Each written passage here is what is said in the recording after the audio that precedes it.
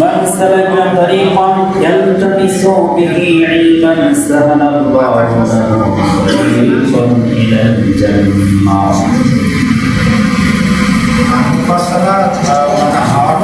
सही बुखारी हदीस से सही मुस्लिम तिरमिजी इब्न माजा शरीफ हदीस से मन सलका तरीक़न यल्तमिसु बिही इल्मन सहलल्लाहु लहु तरीक़न इलाल জান্নাহ।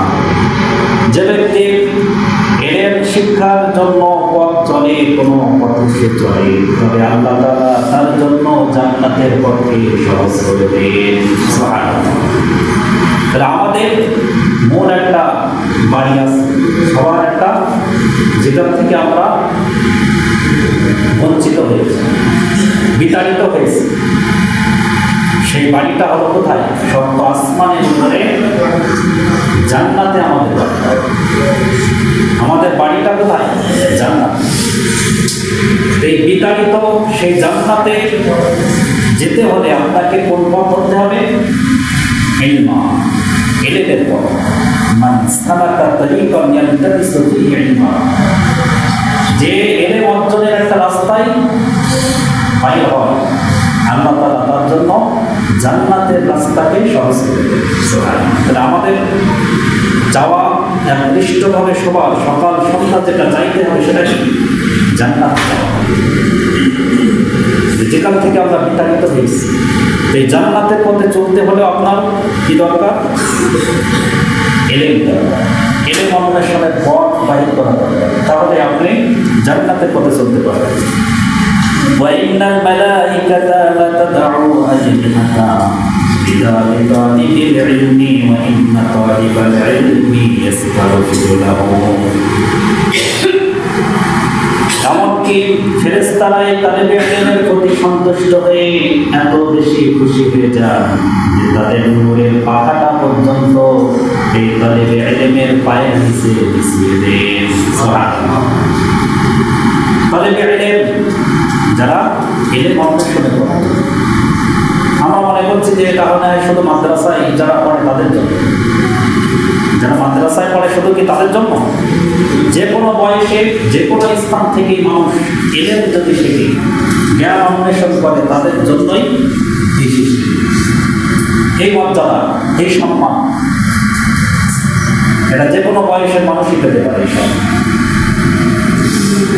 وَإِنَّ طَالِبَ الْعِلْمِ يَسْتَغْفِرُ لَهُ مَنْ فِي السَّمَاوَاتِ وَمَنْ فِي الْأَرْضِ। এমনকি ওই ইলম অন্বেষণকারীর জন্য আসমানবাসী এবং জমিনবাসী যারাই আছে সবাই তাদের জন্য ইস্তাগফির লাহু, তার জন্য মাগফিরাতের জন্য দোয়া করতে থাকে। সুবহানাল্লাহ। তাহলে আসমানে জমিন যারাই আছে সবাই, মানে আসমানে কারা থাকে? ফেরেশতারা, যারা পবিত্র, যারা নিষ্পাপ, এরাও এই ইলম অন্বেষণকারীর জন্য দোয়া করে। আর জমিনের সমস্ত মাখলুকাতও তার জন্য দোয়া করে। এমনকি হাত্তাল হিতানি ফিল মা ওয়া ইন্না ফাদলাল আলী আলাল ইবদি কাফাদিল কামার। এমনকি গর্তের পিপিলিকা পর্যন্ত, এমনকি পানির মধ্যে মাছও পর্যন্ত তার জন্য ক্ষমা প্রার্থনা করে। সুবহানাল্লাহ। সমুদ্রের মাছ পর্যন্ত তার জন্য মাগফিরাত করে। সুবহানাল্লাহ। তাহলে আপনি ইলম শিক্ষার জন্য যাবেন, এই সংবাদ আল্লাহ তাআলা আসমানবাসীর কাছে পৌঁছায় দেন। আসমানবাসীরা জমিনের সব মাখলুকাতের কাছে পৌঁছায় দেয়। ফেরেশতারা বলে বলে সমুদ্রের মাছ কি করে যাবে? আমি তোর পথে চলছি, তাহলে নিশ্চয়ই আল্লাহ তাআলা বিশেষ পদ্ধতিতে তাদেরকে এই সংবাদ পৌঁছায় দেন। যখন ব্যক্তি আমার জ্ঞান অন্বেষণের জন্য বাইরে হয়েছে, অতএব তার জন্য মাগফিরাতের দোয়া এই পানির প্রাণ করতে হবে। শুধু তাই না, এই ইলম অন্বেষণকারীর মর্যাদা সম্পর্কে বলা হয়েছে আলাল ইবদি কাফাদিল কামার আলা সাইয়িদিল কাওয়াকিব। সমস্ত তারকারাজির মাঝে পূর্ণিমার চাঁদের যেমন মর্যাদা, ইবাদতকারীদের মধ্যে আলেমের এইরকম মর্যাদা। সুবহানাল্লাহ। ইবাদতকারী যারা সর্বদা ইবাদতে লিপ্ত কিন্তু আলেম না, অত বেশি জ্ঞানী, এদের মর্যাদা এদেরকে তারকার সাথে তুলনা করা হয়েছে, যারা কি ইবাদতে এমন ব্যক্তিদেরকে তারকার সাথে তুলনা হয়েছে। আর একজন আলিম দিনের জ্ঞান বুঝ রাখে পূর্ণিমার চাঁদের সাথে তুলনা করা হয়েছে। কত মর্যাদা! এরপর বলা হয়েছে আলিমরাই হচ্ছেন নবীদের উত্তরাধিকারী। ইন্নামাল উলামা ওয়ারাসাতুল আম্বিয়া, আম্বিয়া ইকরামদের উত্তরাধিকারী ওয়ারিস হলো তারা যারা হলো আলিম। ইন্নামাল আম্বিয়া লাম ইউরিসনা দীনার ওয়া দিরহামা, আর নিশ্চয়ই আম্বিয়া ইকরাম নবী রাসূলগণ তাদের দিনার দিরহাম রেখে যায়, দিনার দিরহামের উত্তরাধিকারী না। তারা উত্তরাধিকারী শুধুমাত্র কি ওয়ারাসাতুল ইলমি ফামান আখাযাহু আখাযা বিহাদ্দি ওয়া, শুধুমাত্র ইলমেরই উত্তরাধিকারী। কারণ নবী রাসূলরা দিনার দিরহাম রেখে যাননি, তারা রেখে গেছেন কি ইলম, জ্ঞান। অগণিত হাদিস, হাজার হাজার হাদিস, কোরআনুল কারীমের ব্যাখ্যা বিশ্লেষণ, কোরআন হাদিস থেকে মাসলা মাসাইল, এই সব জ্ঞানগুলো নবী রাসূলরা রেখে গেছে। অতএব এই আলেমরা যে উত্তরাধিকারী, এটা কিসের? ইলম। নবী রাসূলগণের উত্তরাধিকার থেকে যে ব্যক্তি ইলম অর্জন করল, ফামান আখাযাহু আখাযা, এর থেকে অর্জন করলে ইলম, সেই হলো সে হাদু ওয়াফি, সেই হলো নবী রাসূলদের উত্তরাধিকারী। সে একটি বড় অংশ গ্রহণ, নবী রাসূলদের সম্পদ থেকে একটা বড় অংশ যদি গ্রহণ করতে চান, তাহলে আপনাকে ইলম অর্জন করতে হবে, জ্ঞান অর্জন করতে হবে। তাহলে এই জ্ঞান অর্জন করাটা মূলত নবী রাসূলদের একটা সম্পদ, যেটা আল্লাহ তাআলা রাসূলকে দিয়েছিলেন। সেই জ্ঞান যদি আপনি পেতে চান, সেই অনেক যদি আপনি হতে চান, তাহলে আপনাকে কি করতে হবে? জ্ঞান অর্জন করতে হবে। এখন আমরা মনে করছি যে জ্ঞান অর্জন শুধুমাত্র তাহলে এখন মাদ্রাসায় ভর্তি হবে। মাদ্রাসা ছাড়া কি জ্ঞান, মাদ্রাসা ছাড়া কি জ্ঞান অর্জন করার আর কোনো রাস্তা নাই? এই যে এখন শুনছে, এটাও জ্ঞান অর্জনের একটা মাধ্যম। জুম্মার জন্য যারা এসেছেন, শুধু নামাজের ফজিলত না, এখানে ইলম অর্জনের একটা ফজিলত আপনারা পেয়ে গেছেন। কারণ আগে থেকে এসেছেন, নামাজ তো শুরু হবে সেই দেড়টায়, তাহলে আগে থেকে জানেন যে আগে বক্তব্য হবে, এই আশায় তো এসেছেন। খুতবা শোনার মধ্যে সেটা আগে এসেছে, তাহলে এটাও ইলম অর্জনের উদ্দেশ্য। এই যে একটা হাদিস শুনলেন, এটাও কি ইলম না? রাসূল সাল্লাল্লাহু আলাইহি সাল্লাম বলেছেন, সেই কথাই তো শুনলেন। তাহলে এই যে ইলম অর্জনের জন্য মসজিদ সব বয়সী মানুষদের জন্য একটা বড় বিশ্ববিদ্যালয়, বড় একটা শিক্ষা অর্জনের মার্কাজ এই মসজিদ।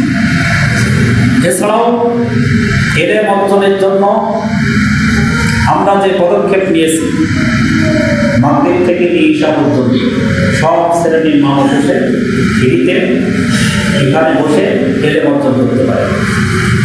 ফ্রিতে এখানে আমরা 3টা বিষয় শেখাই। শুধু যে কোরআন শেখাই তা না, যে মাগরিব থেকে ঈশা পর্যন্ত থাকবে সে 3টা বিষয় শিখতে পারে। 1 নম্বর, সে কোরআন শিখতে পারে। 2 নম্বর, মাসলা মাসাইল শিখতে পারে। মাসলা মাসাইল কি? কিভাবে সঠিকভাবে উযু করব, প্র্যাকটিক্যাল শেখানো হয়। কিভাবে ফরজ গোসল আদায় করব, যদি কারো ফরজ গোসল আদায় না হয়, তাহলে জীবনভর সব ইবাদতটা বাতিল, সে গুনাহগার হয়ে চলবে, সে জমিনের মধ্যে অপবিত্র হয়ে চলে, যার ফরজ গোসল আদায় হয় না। তাহলে এটা জানা জরুরি কিনা? এরপরে নামাজে কিভাবে দাঁড়াবো, নামাজের সমস্ত নিয়ম কানুনগুলো প্র্যাকটিক্যালভাবে শিখতে পারবো। বিশেষ টাইম ভাগ করা আছে, সেই টাইমে আমরা এগুলো ভালো শেখাই, কারণ এগুলো জরুরি বিষয়। এখান থেকে যদি না শেখেন, কোথায় শিখবেন? যদি আপনারা মসজিদ থেকে এই শিক্ষা না পান, তাহলে পৃথিবীর আর কোথা থেকে এই শিক্ষা পাবেন? ইমামদের থেকে, ইমামদের রেখেছেন বেতন দিয়ে, যদি ইমাম থেকে শিখে নিতে না পারেন, তাহলে আর কোথা থেকে শিখবেন? বড় বড় বক্তারা দেখবেন ইউটিউবে আছে, ওয়াজমাহফিলে আছে, তাদের থেকে এই উযু কি করে করবেন এটা শেখাতে শুরু হয় হবে। সে আসবে, পাস করবে, চলে যাবে, কিন্তু আপনার উযুটা ঠিক করে দেবে। আপনার উযুটা ঠিক করার জন্য আপনার ইমামের কাছে আসতে হবে, যাকে হাতের কাছে সবসময় আছে। এজন্য এগুলো, নামাজটা কিভাবে দাঁড়াবেন, কিভাবে নামাজ রুকু সেজদা আদায় করবেন, এই সবগুলোর একটা সঠিক নীতিমালা আছে।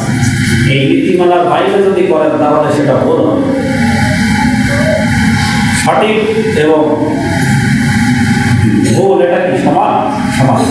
একজন সঠিকভাবে নামাজ আদায় করবো, আপনিও সেই সময় ব্যয় করে ব্যাপকভাবে নামাজ আদায় করবেন, একই পরিশ্রম দুইজন করবে। একজনের মর্যাদা যে সঠিকভাবে করলো তার মর্যাদা দেখা গেল 1,00,000 কোটি, সে 1,00,000 কোটি অর্জন করে নিল, আর আপনাকেও কিছু দেবে না তা না। আল্লাহর পথে আসলে ভুল করলেও কিছু পাওয়া যায়, একেবারে পাবেন না তা না, কিন্তু হয়তো কিছু অনেক কম হয়। তাই একই সময় ব্যয় করে একই কাজ করে একজন ভাই 1,00,000 কোটি অর্জন করছে, আপনি শত শত নিয়ে খুশি থাকবেন। আপনারও তো এই আশা করা উচিত যে আমি 1,00,000 আয় করি। তাহলে আমরা যে তিনটা, এরপর আর একটা বিষয় হলো সূরা সঠিক করা। মানে প্রথম তিনটা বিষয় নিয়ে আলোচনা হয়। 1 নম্বর কোরআন শিক্ষা দেওয়া হয়, 2 নম্বর মাসলা মাসাইল নিয়ে আলোচনা করা হয়, কিভাবে আপনি ইবাদত বন্দেগী সঠিকভাবে করবেন, দোয়া কালাম সব কিছু শেখানো হবে পর্যায়ক্রমে। কিন্তু 1 সপ্তাহে বলা হয়েছে, 1 সপ্তাহে আমরা ইনশাআল্লাহ সূরা ফাতিহা সহ সূরা ইখলাস এবং সূরা কাউসার, এই 3টা সূরা মোটামুটি ভালো করার প্রাণটন সহ মাখরাজ সহ ইনশাআল্লাহ ঠিক হয়েছে। 1 সপ্তাহে যদি 3টা সূরা হয়, তাহলে এভাবে যদি আমরা কয়েক মাস যায় তাহলে কতটা উন্নয়ন হবে আমলের ক্ষেত্রে। আর 3 নম্বর হলো সূরা কিরাত নষ্ট করে দেওয়া হয়। যে সূরাগুলো আছে যে নামাজে যা পড়ি সাধারণত এই সূরাগুলো সঠিকভাবে নষ্ট করে দেওয়া হয়। এই আমলের মধ্যে যদি আমরা সময় ব্যয় করি, সময় তো চলেই যাচ্ছে, জীবন থেকে সময় চলেই যাচ্ছে। যদি আমরা এই মাগরিব থেকে ঈশা পর্যন্ত এই সময়টা, সেটা তো ফ্রি টাইম, কাজকর্মের শেষে একটা ফ্রি টাইম, এর চেয়ে সুযোগ আর কি পাবে? সবাই এই টাইমে কি কাজকাম সব থেকে ভারে হয়ে যায়। কেউ যদি একটু অলসতা না করে এখানে এসে বসেন, একটু যদি মনের ওপর জোর খাটিয়ে একটু বসেন, তাহলে ইনশাআল্লাহ অনেক কিছু শিখে যাবে। যদি সম্পূর্ণ কিছু নাও শিখতে পারেন, অন্তত যে সময়টা দিলেন এটা তো ইবাদতের মধ্যে। মাগরিব থেকে ঈশা পর্যন্ত এখানে একটা আমলের একটা পরিবেশ তৈরি হয়। এই পরিবেশে যদি আপনি আসেন তাহলে আপনি অনেক আমলদার হয়ে যাবেন। 1 মাসে দেখা গেল আপনার অনেক আমল।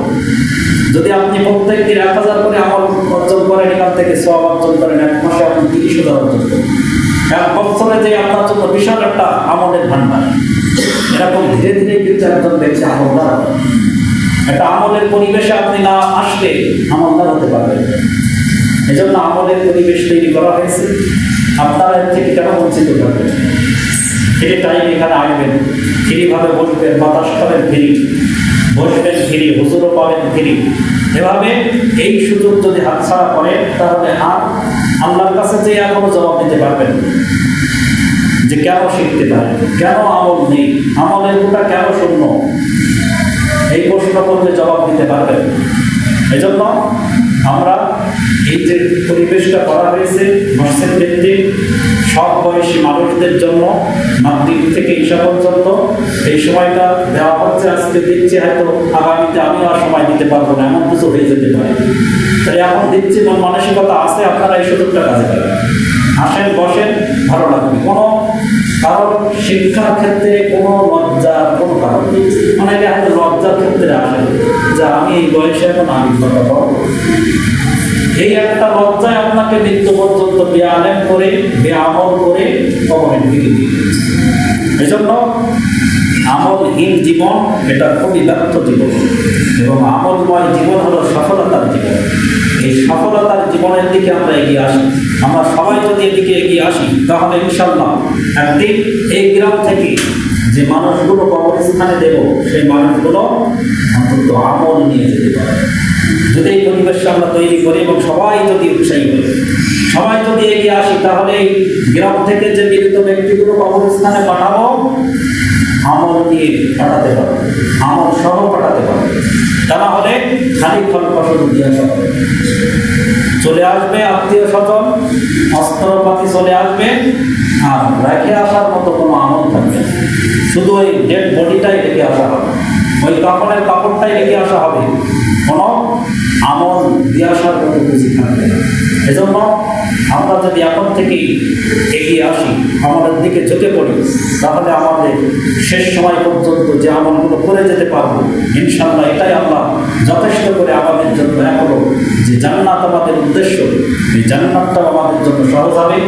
আমলদার ব্যক্তি হিসেবে আমরা এই জীবনে পরিচিতি লাভ করতে পারবো, আল্লাহর কাছে খুশি ভালো হতে পারবো, ফেরেশতাদের দোয়া পেতে পারবো, সমস্ত প্রাণীদের কাছে একজন ভালো মানুষে আমরা পরিণত হতে পারবো। আল্লাহ তাআলা আমাদের সকলকে তৌফিক দান করুন। আমিন। ওয়া আখির দাওয়ানা আলহামদুলিল্লাহি।